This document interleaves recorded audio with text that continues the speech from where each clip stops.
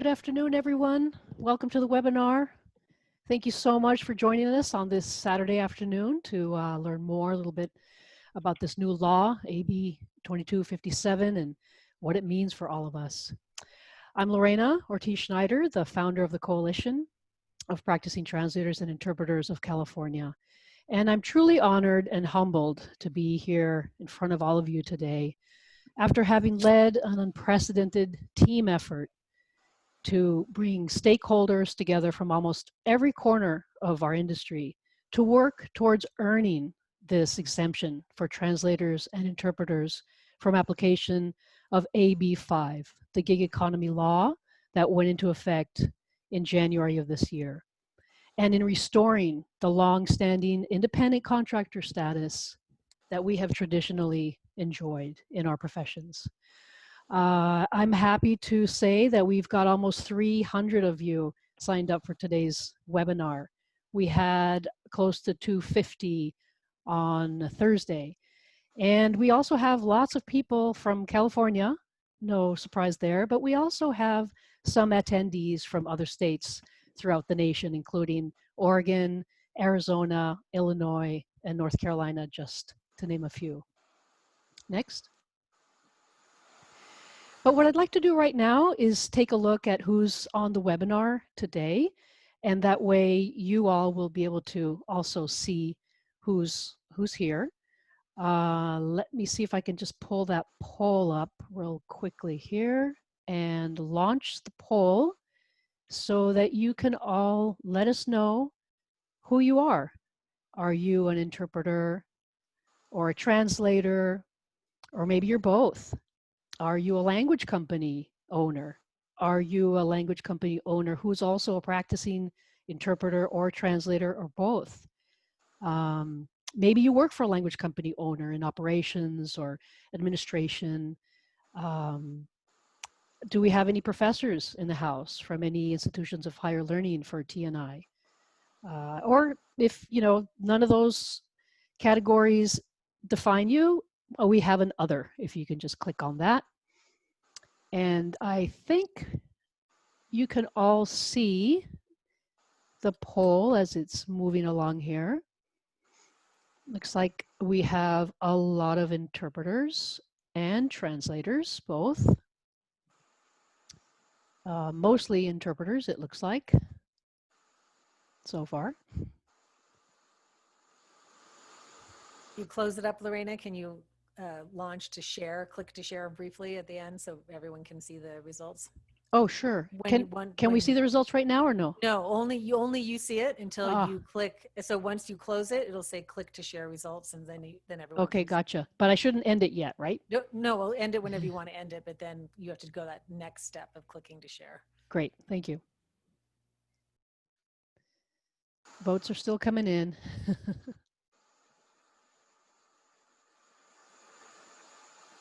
People are still coming aboard as well. So welcome to all participants coming aboard still. And I see I'm just gonna, sorry for butting in. If you can't see the poll, it's likely that you're not connected to Zoom through the app. If you're just on a browser, then you don't see the polls. So these are there are some limitations to Zoom if you only are accessing it through a browser.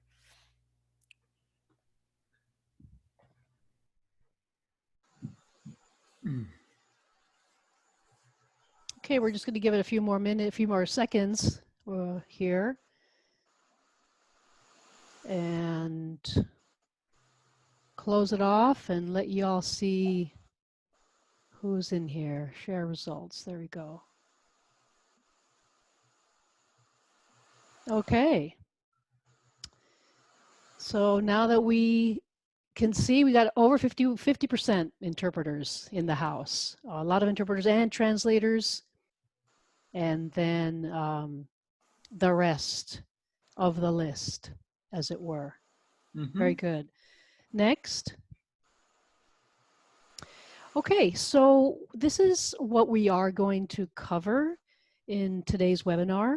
We're going to give you a brief description of the coalition and the advocacy work that we've engaged in throughout this past year. We will talk a lot about AB 2257 and how it affects translators and interpreters, and what the new obligations for all of us look like. We're also going to talk about this new referral agency relationship that's been imposed on the interpreting space. And we'll bring you a picture of what all of this means to the language industry in general, and especially on a national level. What I'd like to ask everyone to do today is feel free to use the chat if you recognize one another and want to say hi or what have you, if you have comments for the presenters. But be sure to use the Q&A, the question and answer box, to ask the questions that you want answered. We will be answering those throughout the webinar so that hopefully everybody can see what the answers are to, I'm sure, a lot of clarifying questions about this law. Next. Okay, so one of our speakers for today includes our lead strategy advocate, Hans Johnson, without whom none of this is possible. He has just been amazing, an amazing guide on this journey of constituent-based advocacy, proving to us time and time again that effecting change is up to each and every one of us, working incessantly on our elected representatives to do right by us. We were able to inspire one another and motivate colleagues and our friends and help people overcome their fears of talking to their lawmakers and explaining why translators and interpreters deserved an exemption from AB 5. So with that, I'm going to hand it over to Hans now so that he can tell you a little bit more about our advocacy program and about our presenters for today. Hans? Thank you, Lorena, and I'm pleased to be joined by a great panel of leaders in the field of translation and interpreting in California and beyond, whom I'll be introducing in just a moment. But I spend much of my time working to spread the gospel of governance within organizations and to help nonprofit organizations reach their full potential as advocates. The example of the Coalition of Practicing Translators and Interpreters here in California throughout the past year has been an inspiring example of constituent-driven advocacy, which is the engine that has made this whole program to reform and redress the problems in AB 5 work, and to achieve results that allow for the livelihoods of the lion's share of interpreters and translators throughout California to continue. And so I'm pleased to give a brief overview here about that journey as we launch into today's webinar that dives into the protections that are actually earned in the scope and in the terms of AB 2257. Next. Joining me today, in addition to Lorena Ortiz-Schneider, a distinguished translator and interpreter here in the Santa Barbara area, and founder and chair of the steering committee of CoPTIC, is Ben Carl, a frontline translator in Long Beach, who was integral to the advocacy and the education of State Senator Lena Gonzalez in Long Beach, his own state senator, as well as to other translators in the area and in the state.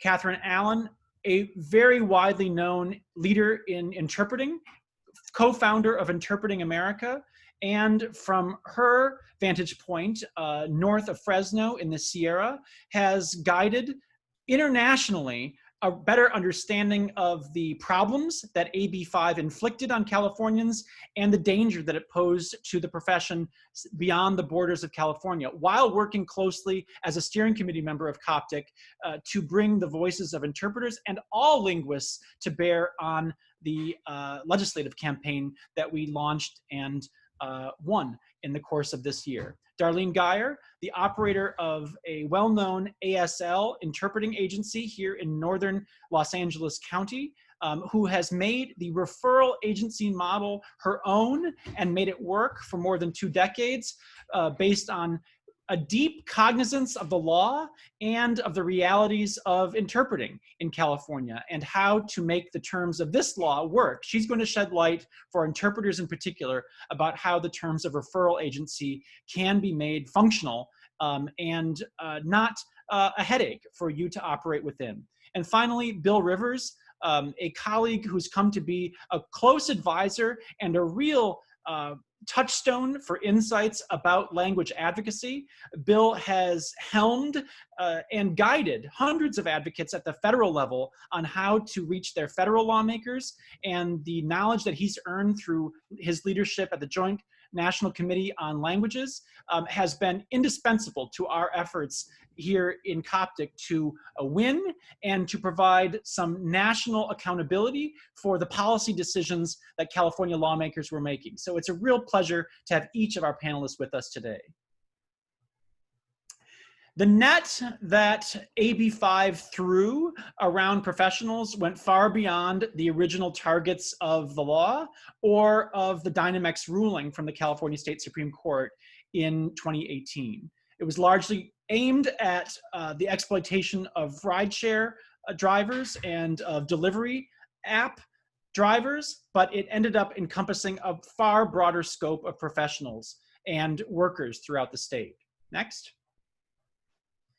Just to recap on the ABC test imposed by Dynamex and further instituted by AB 5, it covers all workers, and the obligation is on the hiring entity to show that people hired are not employees. So it inflicted a default employee status definition on workers in California unless the hiring entity could show otherwise, that the people were free from the direction and control of the hiring entity, that the person's work is outside the usual course of the hiring entity's business, and that the person is customarily engaged in independent business operations. So those are the three tests imposed by AB 5 for proving independent contractor status.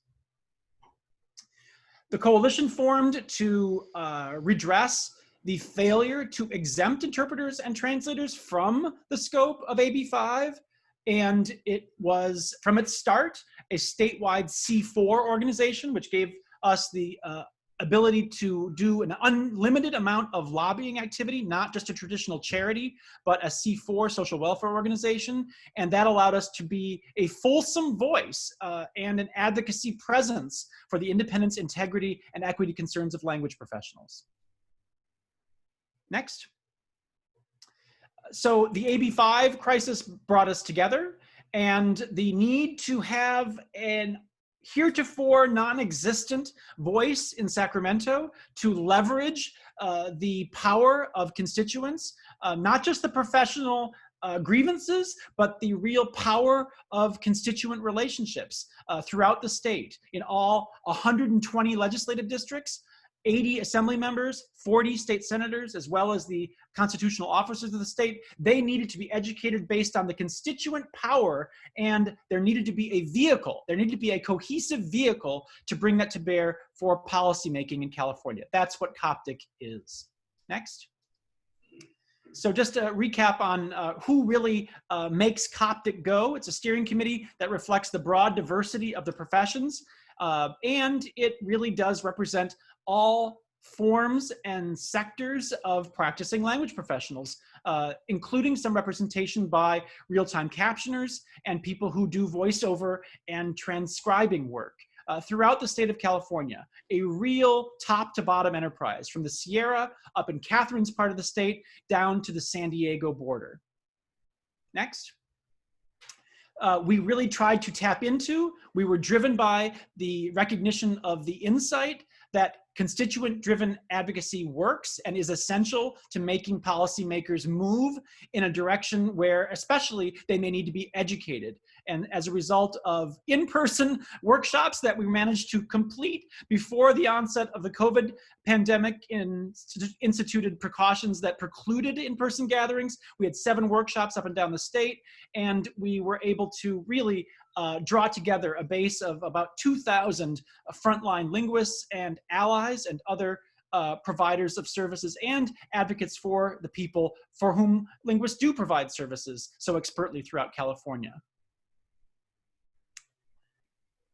The coronavirus, of course, did force CoPTIC to shift gears, and it had a devastating impact on language professionals, which certainly aggravated and certainly underscored the desire to earn some protection from the scope of AB 5. In concert with AB 5, COVID-19 set back the language professions quite significantly, and CoPTIC's own work had to incorporate advocacy for relief at the federal level, which did, at least on paper, provide coverage and some relief to independent contractors in a rather unprecedented move that both of our senators and all 53 of our House members, all 51 of our House members listened carefully to Californians in moving that forward. Next. We said thank you. I think it was important to have policymakers recognize, as well as our own rank and file, that linguists do extraordinary work, facing down some extraordinary risks that were only exacerbated by COVID. And the presence of interpreters and ASL interpreters in the briefings by policymakers throughout the COVID-19 pandemic continues to be a teachable moment for many Americans, that the work of interpreters includes ASL signers and is indispensable, is essential work for communicating through the diversity of Californians in particular. And that was a teachable moment that CoPTIC certainly sought to leverage. And we're very pleased to have Darlene Geyer, representing the ASL community, with us today as a representative of the ASL community. Next. We weren't able to do in-person lobbying and advocacy, so we had to shift to highly targeted electronic and Zoom-based and phone-based efforts to educate and sway policymakers. Here, Mary Behar, a Glendale-based interpreter, shows the pins that she made for CoPTIC, which are collector's items. And if anyone wants a pin, rest assured we have plenty left over because we were not able to distribute them during in-person advocacy. So if you want a CoPTIC pin, please let us know in the chat or drop a line to CoPTIC, coalitionptic@gmail.com. That's coalitionptic@gmail.com. Next. Just a reminder that we did stay on task through the adaptations of COVID. We kept building the pressure on lawmakers, both to educate them about the work that translators and interpreters do. Many people managed to make the distinction in the minds of lawmakers and their staff that there is a difference between translators and interpreters, an elementary distinction that we're very proud to say I think we've driven home in many legislative offices, and certainly advocacy with lawmakers and their staffs as the legislative session wore on into August showed that that elementary distinction had been driven home, along with a recognition that translators and interpreters needed to have livelihoods protected through reform of AB 5. Next. Just a reminder that we have assembly members too in districts throughout the state, 80 assembly members in addition to the 40 state senators. CoPTIC had representatives, grassroots advocates in every district, and was able to touch the offices of every assembly member and senator in the course of our advocacy efforts. Next. It showed that constituency-driven advocacy works.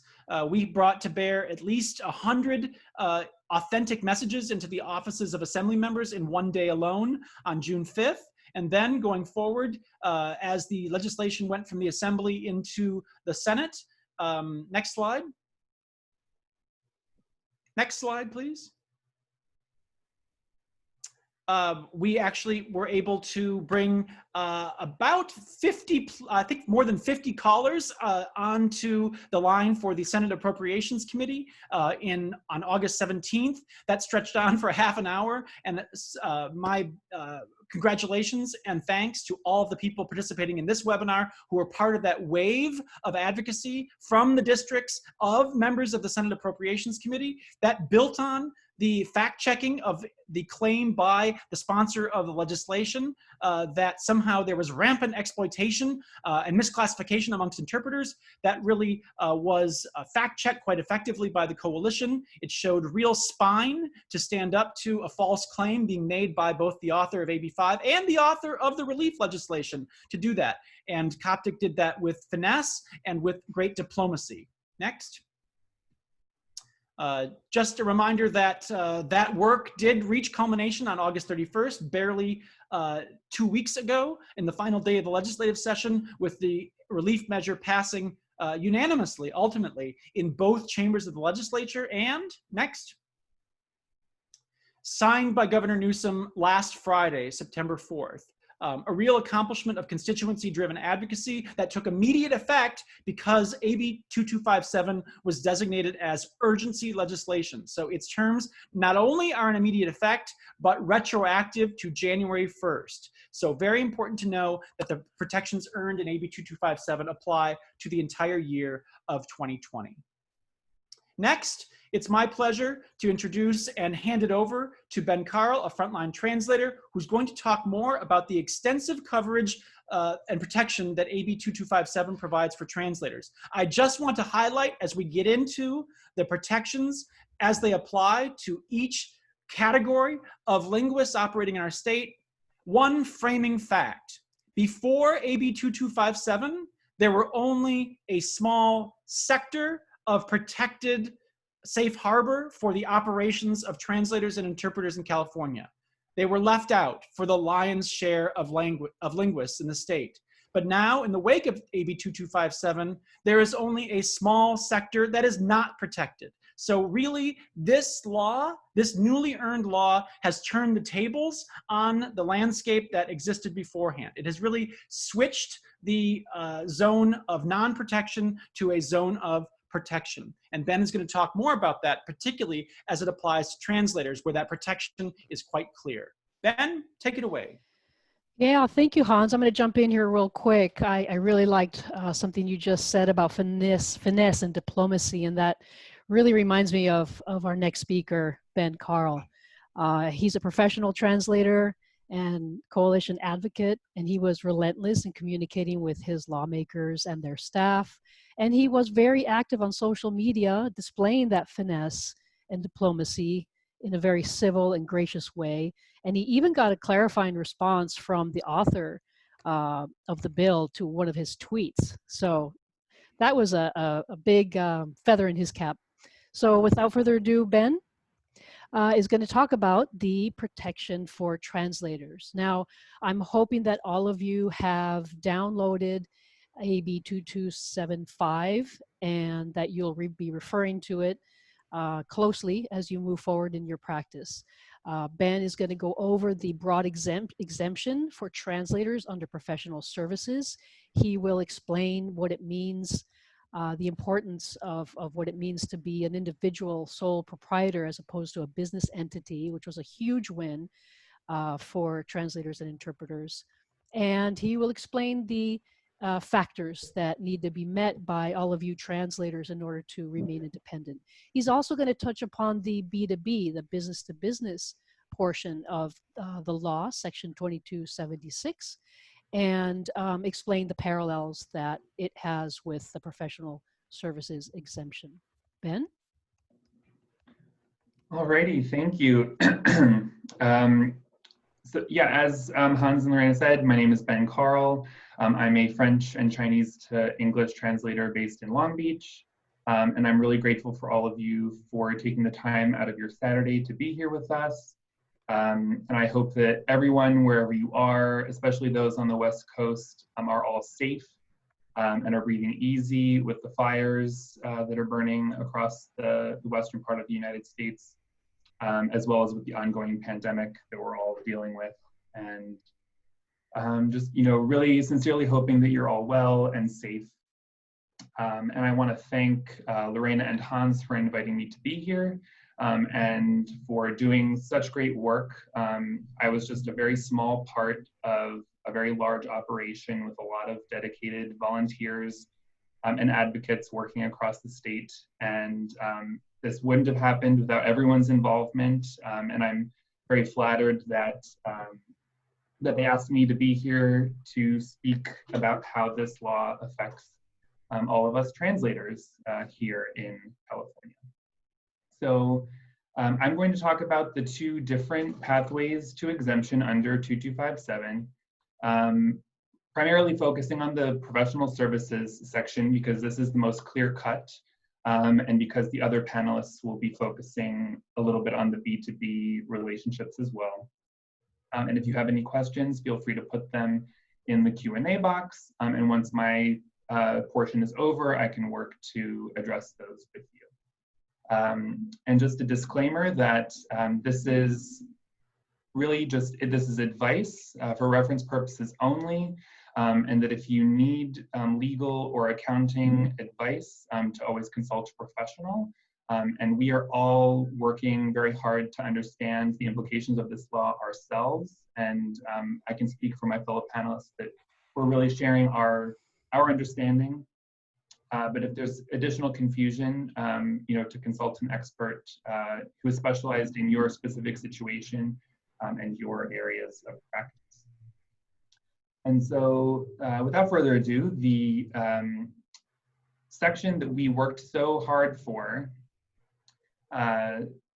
number J, or letter J rather, of section 2778 of Bill AB 2257 states that professional services means services that meet any of the following. And then they name a bunch of other services, and then they get to J, and they explicitly say services provided by a freelance writer, translator, editor, copy editor, and so on and so on. It goes on. And so this is really important because we fought very, very hard for this explicit exemption. And we tried to get it for interpreters as well, and it didn't work out quite how we planned. But that's how the cookie crumbles, and my fellow panelists will explain the implications for interpreters as classified as referral agencies in just a bit. But really what this does, and if you read the entire legislation, it means that translators, the test that applies to translators for determining whether they are operating under an employee relationship or an independent contractor relationship is a 31-year-old test called the Borello test that is very well documented and practiced in California. And so what I am going to do now is explain, as Lorena said, the 6 requirements and several extras that translators need to comply with in order to meet the obligations under this section, and then enumerate some of the concrete steps that we all need to take if we haven't taken them already in order to ensure that we are complying with this law. All right, so the professional services requirements, like Lorena said, there are 6. And then in the subsection about us, there are a couple of more. And so I'm going to talk about all of them quickly now and then go into the implications of those things. So the first requirement is that an individual is providing services as a sole proprietor or other business entity. And this was a big victory on the part of CoPTIC and all the advocacy that we did, because sole proprietor is really very important for many of us. And we will go into that in a little bit. The next thing is that individuals must maintain a business location, which may include the individual's residence, meaning a home office. And I will discuss more about that in a second as well. Individuals, or an individual has the required business license or business tax registration in order to provide the services under the contract. This is where it gets a little more complicated and confusing, and so there's will be further discussion on that. Next, please, Nick. Individual has the ability to set or negotiate their own rates. You know, it's a big complaint that a lot of translators have, that they are often subject to downward price pressure from the agencies that they work with, or that they're forced to accept rates that maybe they think are too low. And so this is really should be very empowering, that we, under this law, need to have the ability to say, this is my rate. Can you accept it? If not, what are the negotiations that will go into this? And that's really very important for all of us, and will hopefully give you all a little bit of more confidence, and myself as well, more confidence to charge what we're worth and what we should be charging. The next is that individuals have to have the ability to set their own hours. So your client can't dictate when or how you are available if they're not paying you for your time. Obviously, you need to meet your client's deadlines, but they cannot tell you when or how you work. And then the sixth one is that the individual is customarily engaged in the type of work performed under the contract and holds themselves out to other potential customers. And so what this essentially means is that you have to advertise your services. And if you aren't doing that yet, there are some very easy and free ways to get you started. So next. These are the little extras that are included in the subsection just on translators and the other professions that we're grouped in with. The work must be performed under a written contract. So verbal contracts are a no-go. You need a written contract. Provider is not directly replacing an employee who performed the same work at the same volume and at the same pace. So basically someone can't be fired and replaced with you. And that's something that the hiring entity, in this case an agency, would need to prove in order to comply with this law. Work is not performed at the hiring entity's business location. There are exceptions to this, because if you are maintaining a business location, nothing precludes you from performing a task on site if so required, but the work cannot be 100% always required at the hiring entity's business location. And I'll talk about that on my slide about your new and improved home office. And finally, the provider is not restricted from working with one or more hiring entity. The people who are hiring you cannot dictate who you can work for. And if they do, they are in violation of this law. And so there are all of these provisions that we need to abide by now. And you're probably wondering, what does this mean for me, and what steps can I take in order to ensure that I'm complying with this law? So next. The first step, if you aren't doing so already, is to set yourself up as a sole proprietorship or other business entity.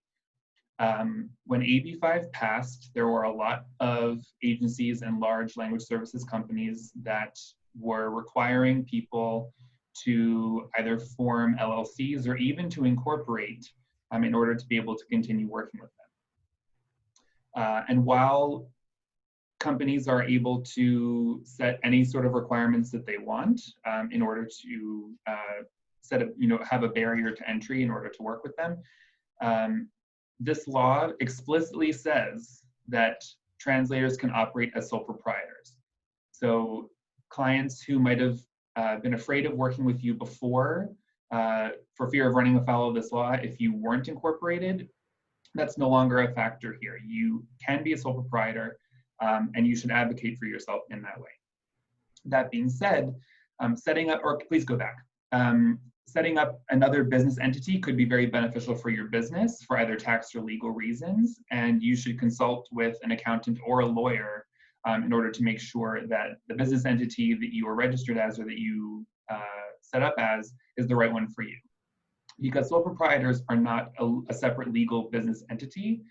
So if you're doing business under your own name, were I to set up a sole proprietorship here called Benjamin Carl, you would not need to file anything with the Secretary of State or file a business name with your county. You really are just required to make sure that you're operating with the correct business licenses and or permits that are required in your jurisdiction. If you decide to work as super awesome translator as your business name, then you might need to file a fictitious business name statement with your county and follow all of the rest or the necessary publishing and announcement requirements. And there's ample information about that on the Franchise Tax Board website and in other places. All right, so next. The next thing you need to do is get a business license. And business license requirements vary widely based on where you live and what kind of business you're in. So research what you need to do for the business that you are in. I live in Long Beach, so I just went on the Long Beach City website and I applied for a business license. I filled out the paperwork and I got it in the mail. It was really very easy, and the fee is nominal and goes to pay for improvements in your community. So make sure that you are operating with the required business license where you live. Next. This isn't a requirement, but I think it's a really good idea and it's recommended, is to get yourself a federal employment ID number. EINs aren't required, but they set a distinction between you as a person and you as a business.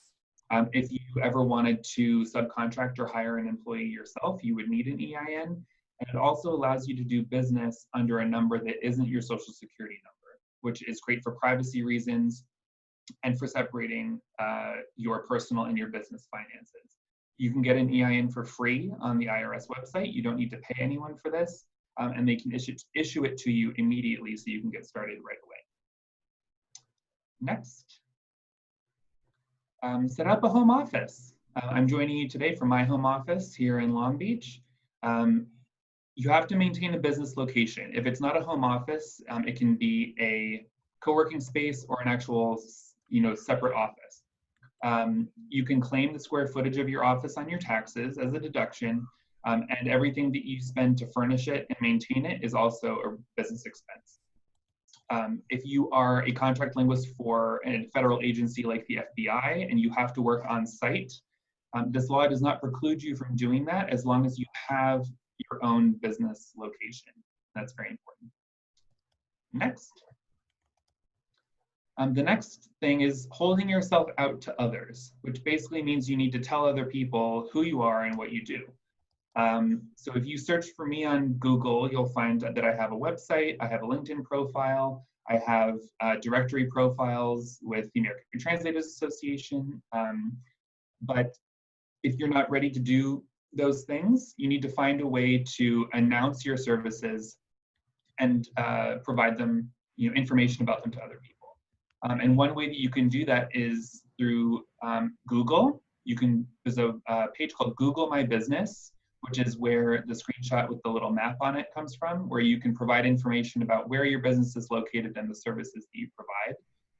You don't need to pay for advertisements, but you do need to hang out your shingle, so to speak, to make sure that other people are aware of who you are and what you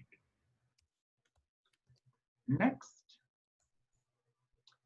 And here's a whole lot of other things that you can do to wrap up my portion and to set you off on the right foot. We are now designated as professional service providers. When you read in the law, professional service providers, it means you, the professional translator or professional interpreter who is providing services in the state of California. And we need to think of ourselves as businesses and conduct ourselves as businesses. You should feel empowered to set and negotiate your own rates and hours as your own business and your own business professional providing professional services.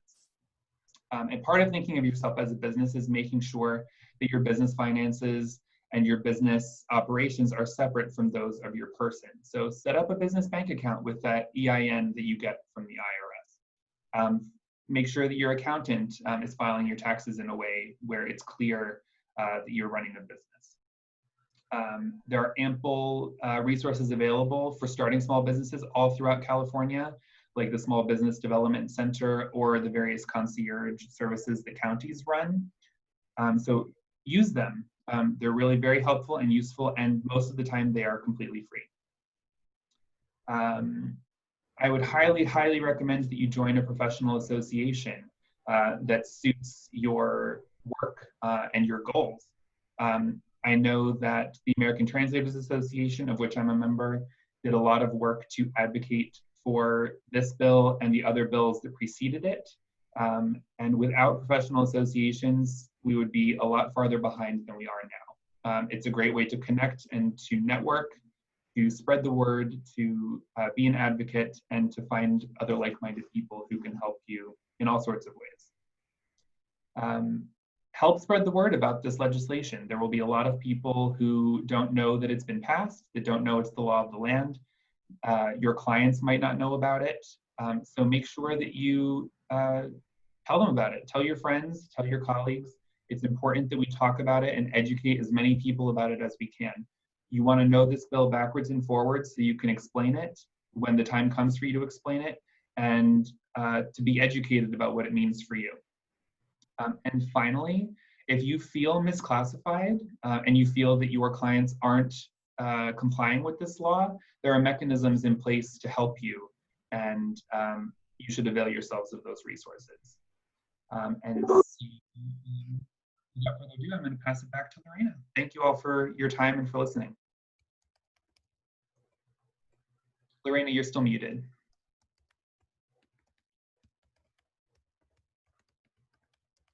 Okay, there we go. Thank you. Thank you so much, Ben, for that great explanation. Now we're moving into the exemption for interpreters, which you will find under section 2777. I just want to reiterate something that Ben just made clear, is that whenever you see the term business service provider in the law, just think interpreter, think you, okay? Because that can be confusing. So we're going to talk about interpreters which have in place not under professional services, as Ben just explained about the translators, but under referral agency relationship, okay? There are certain restrictions that come with that, but there are certain things that are very similar, including that you can be a sole proprietor, an individual person. Interpreters may also qualify under the B2B exemption, and to explain all of this to you next is Catherine Allen. Catherine Allen has been an incredible advocate for the interpreting profession, not only in California, but across the country. She's the president of Interpret America, which has been an association that's been elevating the profile of interpreting over the last 10 plus years. Catherine is also the coalition's co-vice chair, and she's just so knowledgeable in all the different types of verticals in which interpreting takes place, especially outside the traditional courts and healthcare settings. So she's going to explain to you a little bit more about what this all means for interpreters. Catherine? That means I need to unmute and go ahead to the next slide. And also, so I've been sort of helping to tend to the question and answer box as it's going along. I just wanted to let people know that if there are some questions we're leaving in there, it's because they're going to need the response. Either we'll wait until we've presented so that it's clear, or someone who is not me or somebody else, who's currently looking at it can't answer it, and then we're waiting for that person to become available. So I just wanted to talk just a minute for framing, to think about what was the status of our profession in California before AB 5 was passed, because I think that can help give us some context to understand what has changed. Because by exemption, it is not that it just goes back to how it was before. We do have a new landscape for working as freelance interpreters, as business service providers in California. It is different than when it was before AB 5 passed. And so before AB 5 passed, basically the only places that our field was regulated at all was in workers' comp and in court. Those are the only places in state law where you had requirements for interpreters to have any kind of a certification, in order to be able to work or be hired, where there was some kind of control over it. Healthcare interpreting has certification processes, but those are voluntary processes so far, right? There is no state requirement that you be certified as a medical interpreter to work in a medical setting. So, and then all of the other areas also had no legal oversight. Nobody could tell a court, a conference interpreter what they did or didn't have. All of that was being dictated and controlled by our professional associations by mutual agreement. Our field is the interpreting field is big and broad, and it's more developed in some areas and more developed in others. But in general, in California, before AB 5, outside of the court and workers' comp setting, anybody could hang their shingle and say, I'm interpreter, and work as an interpreter. And it would depend on who was hiring you or not. So that has changed. AB5 for a brief period of time took all of that away and said, you all have to be employees no matter what. And that, obviously the coalition's view was that was not tenable for how big and broad and diverse and wide this field is. And so we fought for this exemption. But the exemption actually changes our status quite a bit. And I think in some ways there may be some short-term pain, but some long-term gain from that. So there's basically two ways for us to be able to continue to work as an independent contractor or now business service provider as interpreters. And one is that we will contract directly with a referral agency. And under this law, language service companies have been put under the referral agency category. So when we talk about referral agencies, we are talking about sort of a more traditional relationship with a language service company. So we can contract the way we have been contracting, or we can contract directly as a business-to-business relationship. So these are the two ways that if we aren't employed somewhere, as an employee, that we can continue to work as independent contractors. Next slide, please. However, what has changed is that there have been there has been a certification component imposed or requirement that has come into play. And also, to provide context, I would like to say that I think the most eye-opening thing for me in this whole process, and which is something that I've worked on for many years, is the fact that the world does not understand our profession is dangerous for our profession. And I think we spent so much of our time in CoPTIC just simply trying to help legislatures understand why we weren't the same as someone, as a teacher or even a salon, someone who's a hair care person, where you could just say, well, show us your license, show us your registration, show us your certification. And we can't do that because less than 15%, I think that's the correct stat, and you guys can correct me, of less than 15% of interpreters in California are certified or have access to certification, right? So we fought really hard against having them just say certified interpreters can work as freelancers and no other interpreters can work as freelancers. And the reason why we fought hard for that is because the certification is only available in court. And in California, there is a legacy certification in workers' comp and in healthcare, and that's it. There is no other certification process outside of sign language interpreting through the, for sign language interpreters. Those are the only domains where you can get certified, and only a few languages, only a very small number of the hundreds of languages spoken and interpreted in California have access to that certification. However, this law, I do feel like a good recognition of our professionalization that this law now imposes is what it says is if certification is available in your language pair and where you are working, as in court or health, then you need to have it to be able to call yourself a freelancer. And the way that they have recognized what certified or registered means is they have first recognized the bodies that provide certification in our field, most of which are listed here. And they have also created a pathway for other agencies or state departments in California to administer a certification test. And they have opened a pathway for other testing organizations or agencies or educational institutions to also put forth a certification process and have that be approved by the state. So our field will be allowed to evolve and will need to be involved in that process. Next slide, please.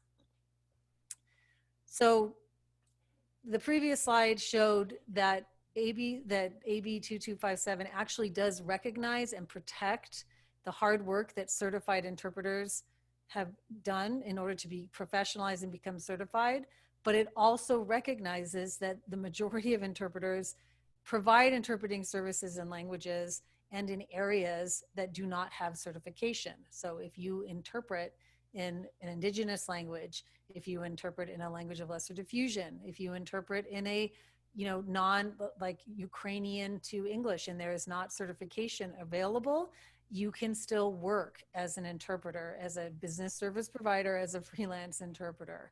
And that's, so the law kind of threads this needle of wanting to boost up those who have professionalized and have certification available, but it also is not going to wipe out the ability for the majority of interpreters to continue working.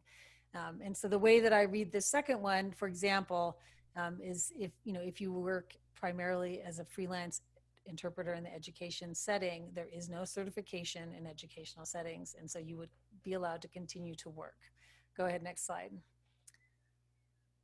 So there is sort of detailed language about what certification means, and this is a new, sort of a new element that we need to deal with in California. And it's essentially lays out, you can see the language here that I was trying to describe, as I introduced it. If there is an applicable, I think we're going to be talking this about the 3 A's. If there is an applicable kind of registration or certification available that's recognized by the state, either administered or recognized by the state, and it is available for the type of work being performed, which means, is it legal interpreting? Is it medical interpreting? Is it conference or business interpreting? Then the service provider, that's us, the interpreter, has to certify to the referral agency, the language service company, that we have that appropriate licensure. So it's not going to be enough just to put it on your resume, I'm a certified interpreter. You have to actually show proof of it.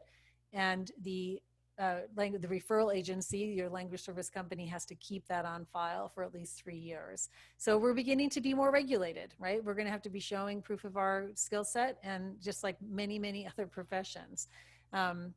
So what is a little bit ambiguous in this is type of work, but I do believe that, we do, I mean, again, this is not legal advice, and I will defer always to Lorena and Hans on this, but the reading of that is, type of work is your area, your specialization, your interpreting specialization. But the EDD will be interpreting this bill and writing regulation, and we will be alongside with them, helping to provide input into that process. Go ahead, next slide. Okay, so the second, so that's the whole first pathway. This is, that all is applying to if you want to work as a freelance interpreter and contract with language service companies as a freelance interpreter, or as a sole proprietor, right? And again, correct me anyone if I get these terms wrong. However, you can also provide an interpreting service if you have incorporated fully as a limited liability corporation, and then you can provide interpreting services directly. So I actually am incorporated as an LLC under an LLC called Chatterbox.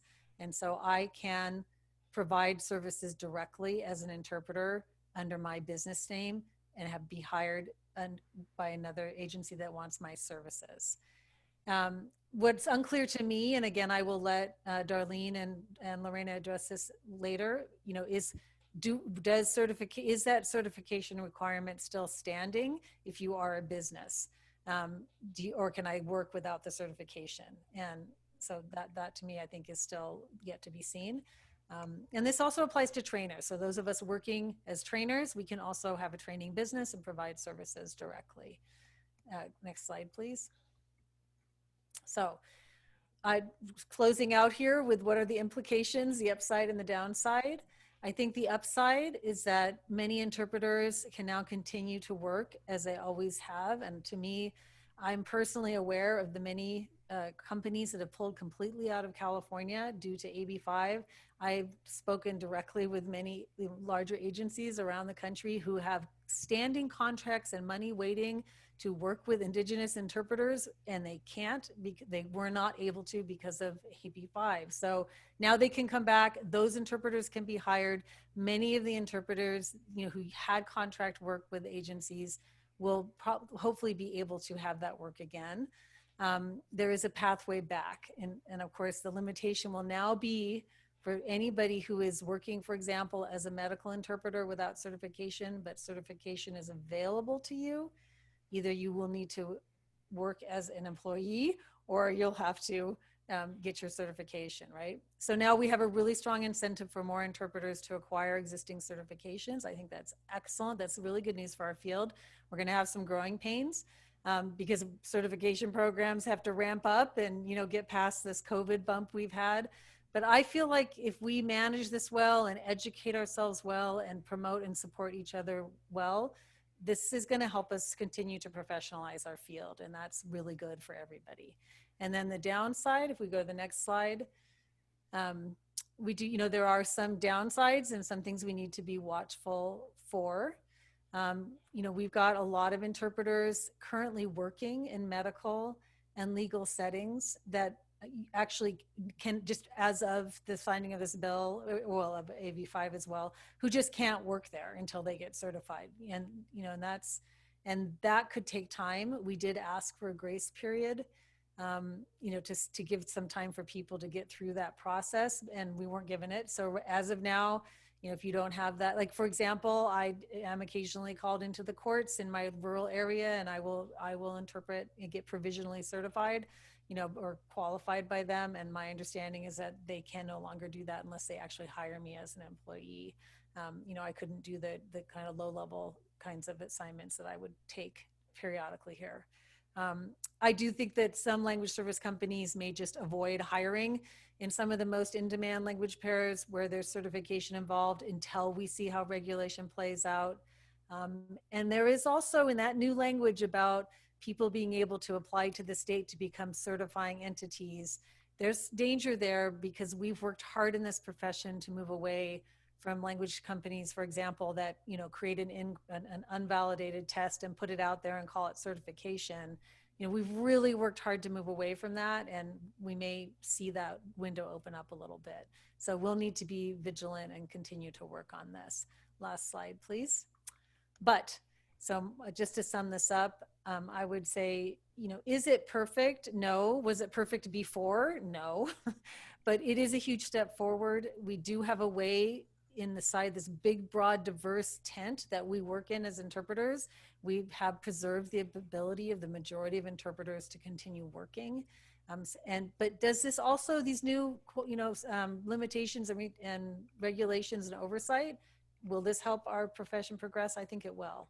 So, you know, as Ben said, I think, Ben, I have to go look at your last 3 words, you know, that you said. We need to educate and continue to empower ourselves and to continue to professionalize. So that is what I have for now. And then we'll, you know, answer additional questions during the question and answer.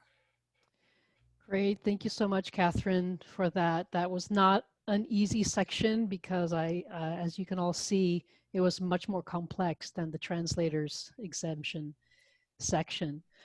So moving into the next slide here, we are now going to get even a little bit more complex and talk about the, sorry, that's my timer there, talk about the 2278 section, which is this new referral agency exemption.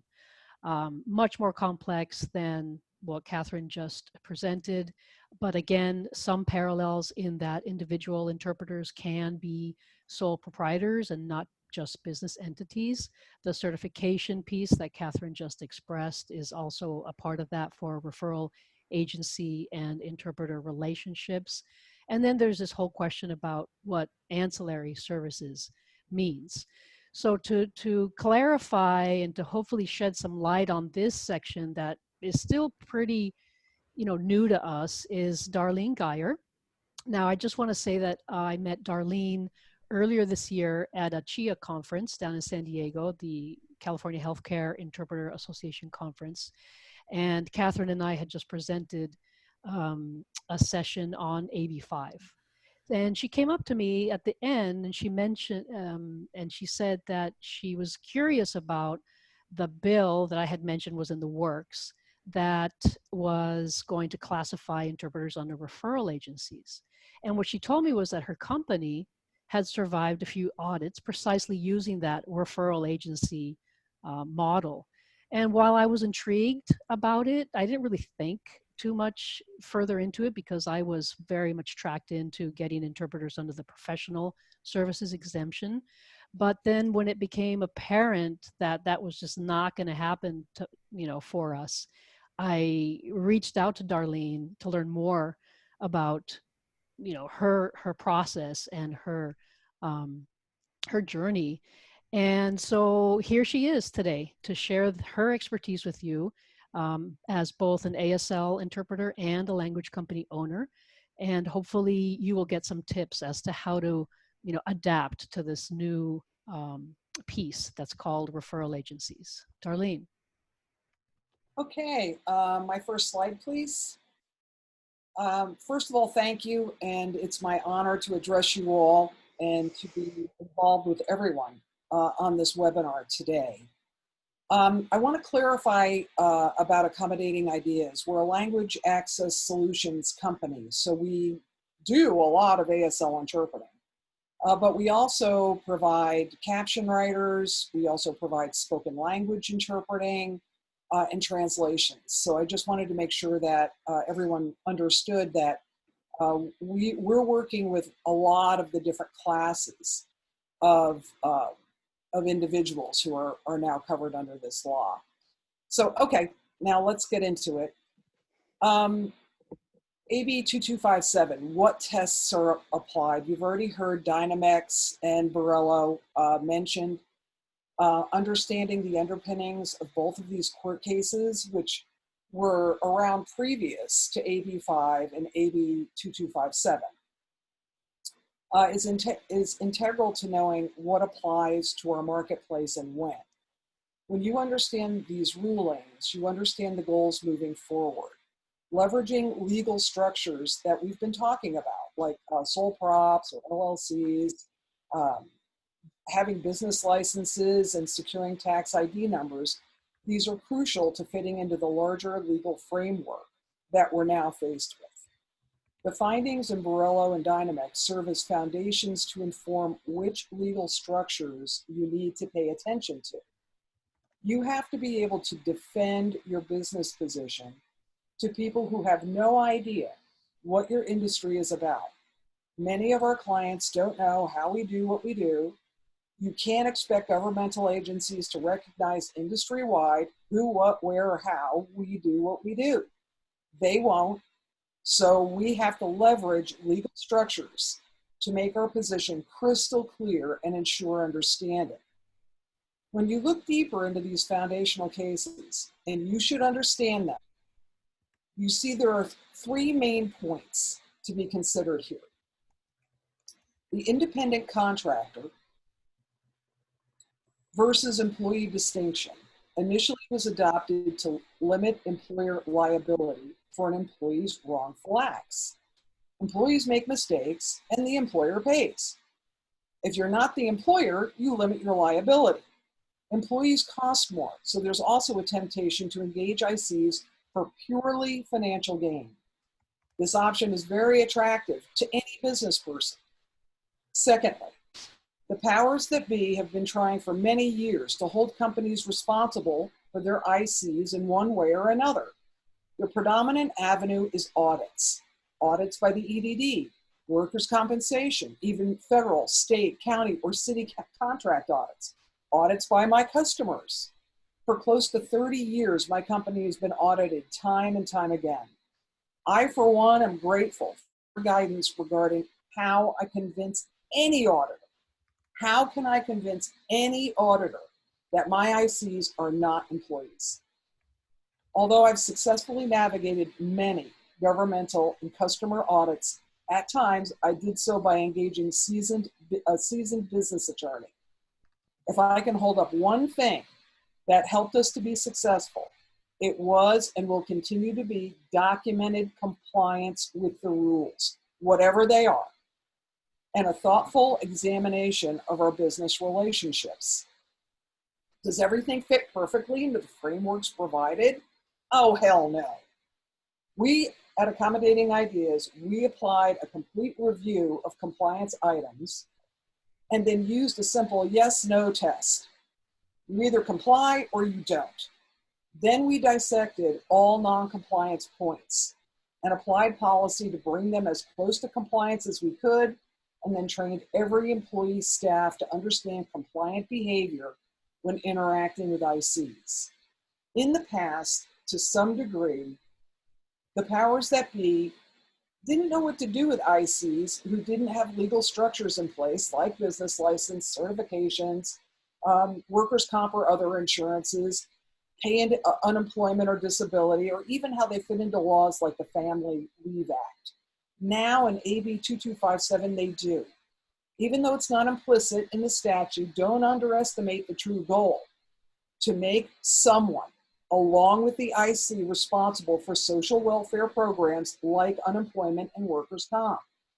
This is a reflection of the undercurrents that provoked the passage of AB 5 in the first place. Governmental entities want employee status. It's just easier to deal with. The job of the IC is to hold up how you or we are independent. Dynamex, Borrello, and AB 2257 help define what that looks like. I'll say it again. It's up to the IC to establish themselves as a separate and distinct entity, just as it is for any agency or business that they may work with.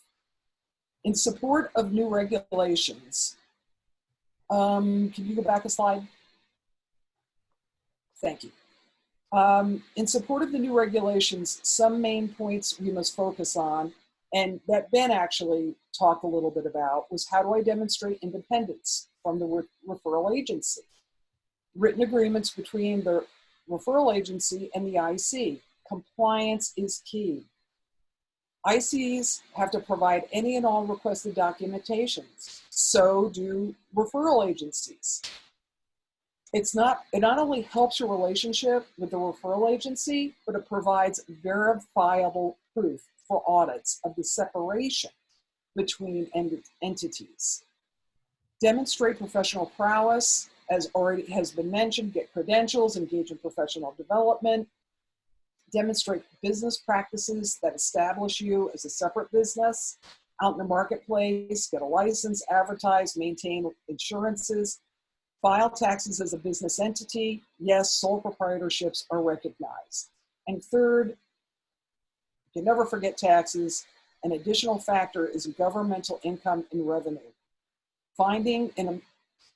The finding of an employer-employee relationship generates more taxes and simplifies tax collection.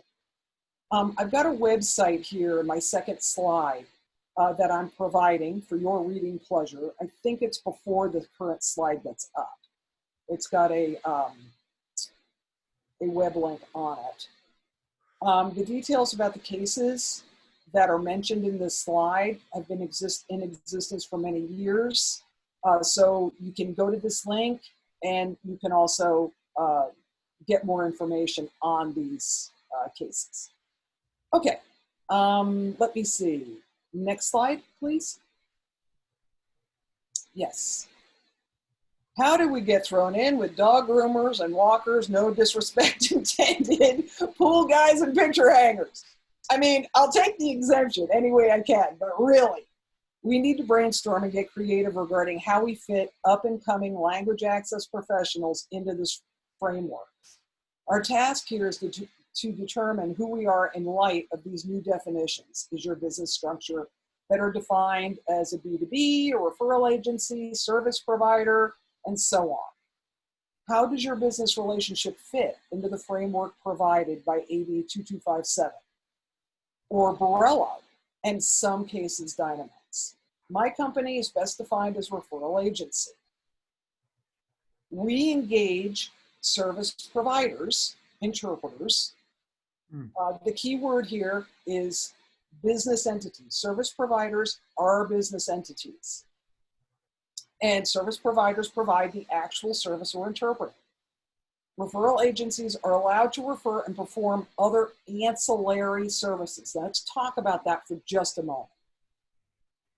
This remains to be tested and determined, but for now, we assume this means agreement/compliance with contracts between us, between the referral agency and the service provider, and then other tasks related to referrals. From where I sit at this time, This encompasses other legal mandates like HIPAA, corporate policies and procedures unique to the client.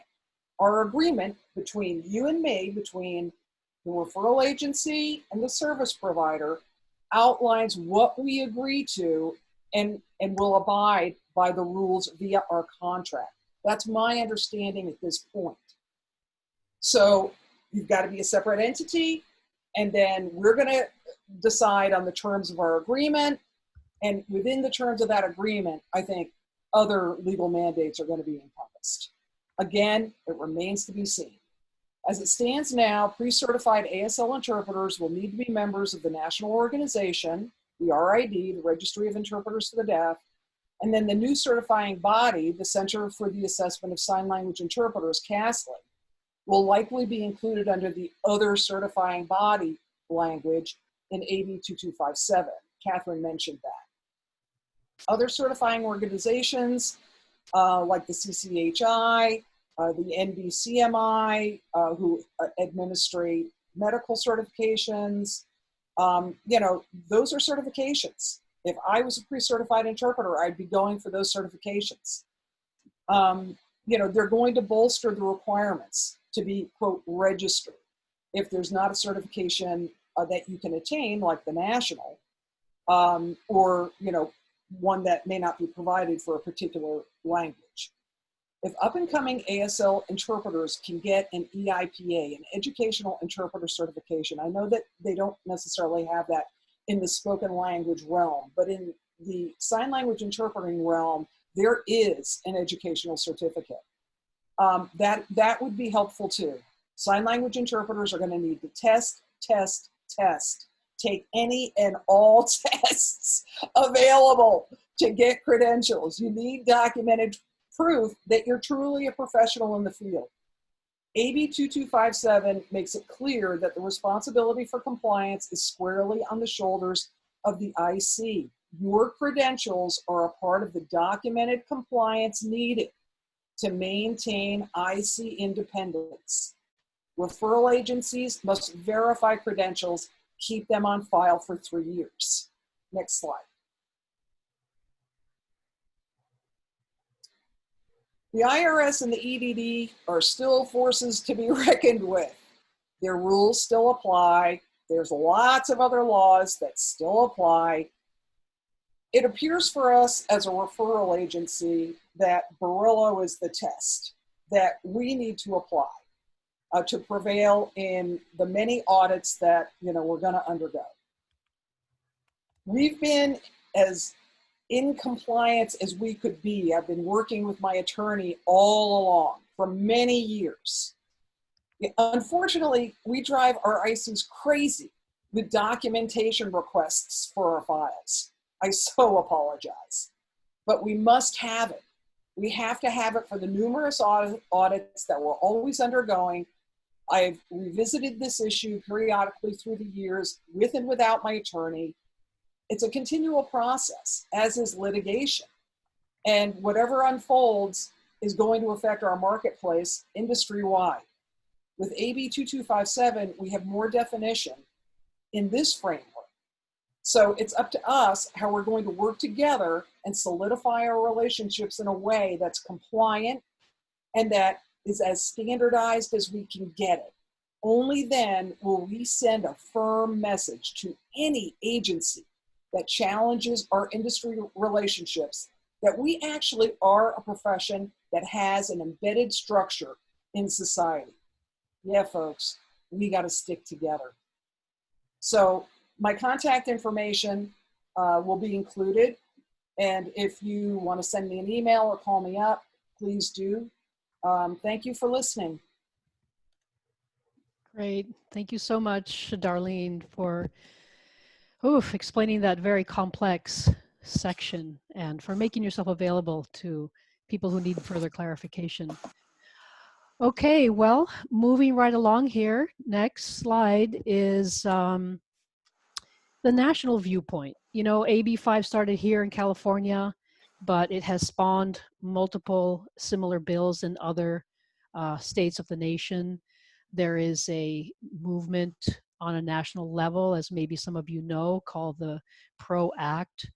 Part of the reason why we fought so hard and why we founded this coalition was to get this exemption here now before AB 5 could be the law of the land everywhere else. And so here to talk about what it means for everybody else is our next speaker, Bill Rivers. He's also known to many as America's language lobbyist. Bill has been with the coalition since the beginning of this entire struggle. He's been validating our approach to educating lawmakers, and he even wrote a white paper on the realities of the language service industry, on certification, and that white paper reached the author of AB 5 and AB 2257, as well as all 120 lawmakers and their staff. So he is here to provide a bigger, broader picture of the implications of this new movement towards classifying all employees, or workers rather, as employees. And he will also offer some recommendations of the work that as an industry we still have to do together in order to protect our independence. Bill? Thank you, Lorena. And I want to commend everyone for doing this in the middle of a busy Saturday. And I've been watching the chat and the Q&A. Your participation is really important, and you're asking a lot of really good and really tough questions. And what that shows is and I'll get a little bit more into this. What it shows is this is a new law. It breaks new ground in many ways. It doesn't quite take us back to the pre-Dynamex days for translators, and it certainly doesn't for interpreters. So we still have a lot of work to do collectively as the language enterprise, as translators, interpreters, language companies, and end clients in California in understanding how this will be implemented. I want to thank Hans Johnson and Lorena Ortiz-Schneider for their work and leadership and for organizing the webinar, and for Darlene, Catherine, and Ben for being co-panelists today. As I said, this is a new way of doing business. So one of the big takeaways that we've, spiral learning, I'm a former educator, that we've tried to instill is that, and all of us have tried to instill, is that we really do need to educate ourselves and to stay involved. It is better than Dynamex and AB 5. There were no exemptions under Dynamex and AB 5. And so now we do have, I think, a very clear exemption for translators, and some pathways for interpreters, both under the B2B and the referral agency model.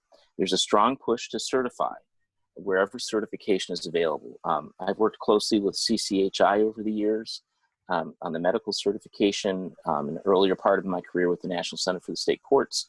Firm believer in certification, but realistic about the possibilities of developing language-specific certifications in languages of lesser diffusion and in domains where we may not see as much volume. So having that exemption for where certification is not available is important.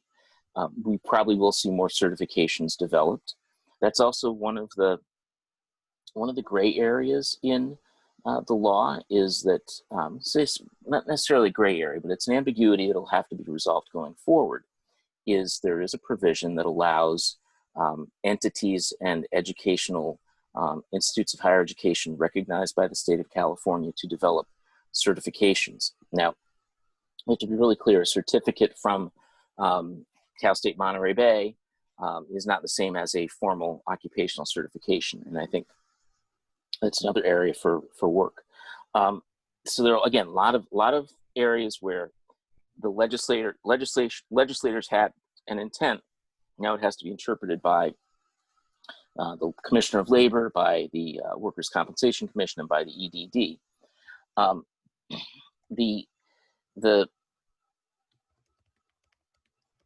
We're going to see a lot of different approaches to this. Some interpreters will go all the way to the B2B and set themselves up as a sole proprietor or an S Corp or an LLC. Some agencies will be comfortable with that. Some agencies will be comfortable with referral model, and some agencies may not be comfortable at all with working in California. We're going to see a lot of variation, and that depends on their tolerance of risk and their ability to manage the law going forward. We're going to also see next steps. A regulation. I'm sorry, is my audio intermittent? How am I sounding, Lorena? Okay, You're sounding fine, Bill. You're good. Someone just popped up on the chat. Zoom is great when it works. And I've got 2 kids at home doing remote schooling all day long, and my wife and I now work on Zoom all the time. So it's great when it works. What can you say? A regulation will need to be written, and CoPTIC, I'm sure, will be working on that and mobilizing the public, that is stakeholders, to comment on that regulation when it is in draft form. We have that right under California's Administrative Procedures Act as stakeholders, as members of the public in California and as stakeholders elsewhere, to comment on the regulation and to try to influence it, because there will be definitions, things that are somewhat vague in the law, where EDD or another agency will set out to define what exactly they think the law means and how they're going to implement it. Now, to come to the national stage, there is a national movement to, and I think Darlene was talking about this as well, spurred by a number of different factors. States want revenue, and we see this in particular in the Great Recession, and we're going to see it now, where unemployment insurance funds have been depleted, and states will want to get more unemployment insurance out of employees in the state. And when you're an independent contractor filing under a Schedule C, you don't pay unemployment insurance, you don't pay workers' comp, but states will want that money. There is a push to provide more social benefits to individual Americans by making them employees. Now, we can argue about whether that's going to work or not, but that push is out there. I would point out that in my state, being an employee means basically all you're guaranteed is unemployment insurance and workers' comp. The threshold in the state of Maryland for an organization to be required to offer health care, a group plan, is, I think, 50 employees. At least it was when I was running an organization here. And that group plan, the employer is not required to pay anything into it. So we're still a long ways from creating a real social safety net. And this bill, while it does help, especially for marginalized workers, low-wage workers, exploited workers, especially in dangerous occupations, you think of home health aides, you think of day laborers on construction, areas which have been subject to abuse in the past. This bill will help those folks, and who really do need workers' comp and really do need unemployment insurance. We all need unemployment insurance, as it turns out. It will help those, but it doesn't necessarily lead to everybody getting health care and a pension and a 401k and paid family leave and all sorts of other things. So at the national level, there is a push. The PRO Act is mentioned here. That's the Protecting the Right to Organize Act. I forgot to mention I don't have slides, and I apologize for that. The Protecting the Right to Organize Act, which is House Resolution 2274 in the United States House of Representatives, it passed the House and was sent to the Senate.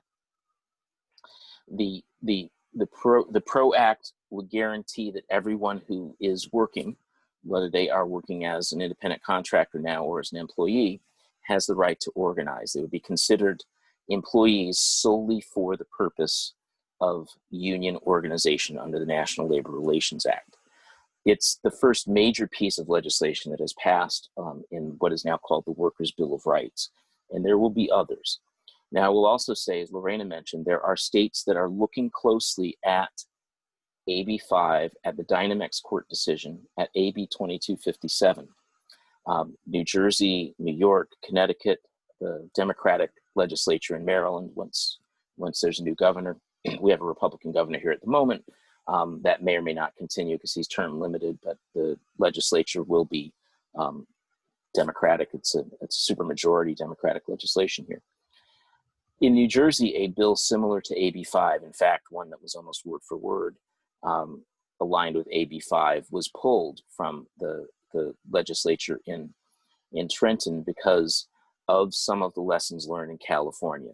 The decrease in the number of practicing interpreters, the difficulties that freelance artists and writers were having making a living because they, under AB5, I believe there was a very severe, very strict limit on the number of pieces a freelance writer could write before they would be considered an employee. And that bill was pulled in New Jersey because of some of the lessons learned. Now they'll be looking closely at AB 2257 and seeing how to adapt that to their context as well. Now, what does this mean for you, wherever you are listening to this webinar? Number one, join your professional organization. I cannot stress that enough. The value of, if you are an interpreter or a translator, of being part of the ATA, and the ATA has a vibrant interpreter division. The assistant administrator of the interpreter division is Lorena Ortiz Schneider. So very vibrant and vital interpreter division.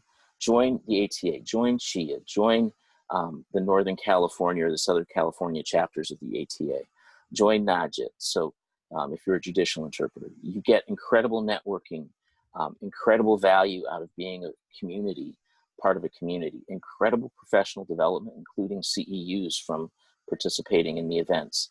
And when the time comes to advocate, these organizations are ready and will help organize you in your advocacy, because we're paying attention to these bills. So I really can't stress that enough. The other thing that all of these organizations do, and whether it's the Joint National Committee for Language, which I had the privilege of directing for 8 years, ATA, NAJIT, CHIA, the Association of Language Companies, we all work very hard to make our profession visible. There was a question in the chat about why CIS does not have translator or interpreter listed as one of the professions, one of the occupations when you apply for citizenship, even though we estimate there are about 150,000 translators or interpreters in the US. That's a pretty, that's a good number of folks doing this work. And the answer is because, first off, the federal government is huge, and just because translators and interpreters are recognized by the Department of Labor doesn't mean the Department of Homeland Security is necessarily going to have them officially recognized either. And I could go on for 2 hours about how that might happen. But it's also that people don't know what we do. If you're an ASL interpreter, if you are a medical or a judicial interpreter, there's maybe more awareness, sometimes conference interpreters, because you're physically or visually present when the language service is being provided. But even then, you know, the ethic of that is that you don't make yourself part of the show, right? I mean, I was a practicing conference interpreter and community interpreter, Russian, English, English, Russian in the late 80s and early 90s, and that was drilled into me. You're not the star. Your job is to facilitate the communication, facilitate the access. And a lot of people just don't think about language as, even though it's a $50 billion a year industry in the US, people don't think about it. And so we have a constant need to educate lawmakers and say, hey, wait a minute. In a state like California, which is now majority non-white, where the schools are now majority English learners, in the US, where more than 70 million people speak a language other than English at home, and there are 5 languages spoken in my household. My wife is an Armenian American. And that diversity is not just here, and I think it's a tremendous and wonderful thing, but meeting the challenges of that diversity requires what we do. And so we have to tell our stories. Nobody's going to tell it for us. Nobody's going to advocate for us. So we have to do that. And that's the value of CoPTIC, of CHIA, of ATA, and all of the other organizations involved. And with that, I'll turn it back to Lorena. Wonderful. Thank you so much, Bill. Yes, you know, this fight started at about this time last year, but honestly, it's not over. The coalition has been, you know, that association that has been able to bring in everybody in our professions, both practicing translators and interpreters, as well as language companies, you know, with whom we have a symbiotic relationship, whether we like it or not. And I think our work here has just begun. We're probably going to take a little bit of a break because it's been an intense year, as I think all of our panelists can agree, and especially Hans and Bill on the advocate side. But I hope that you stay with us and help participate moving forward on the different fronts that we'll be having to continue to, you know, deal with lawmakers and help them understand what we do and how we do it. We are practically to the end of our program here. Nick, if you want to skip the next slide, I think we can just go into the close. If any participants have something to say, additional thoughts. Hans, I think we've answered a lot of the questions in the Q&A chat box. It looks like we've answered about 66 or more questions. If you do have further questions, please email the coalition. You know where to find us. On the slide that you see there are the different social media platforms that you can go to. But with that, I just want to thank everybody again for taking out, you know, a couple of hours out of their Saturday and to join us and to learn more about this. Hans, would you like to kick it off by closing it up? And if anybody else, presenters, want to say something, please do.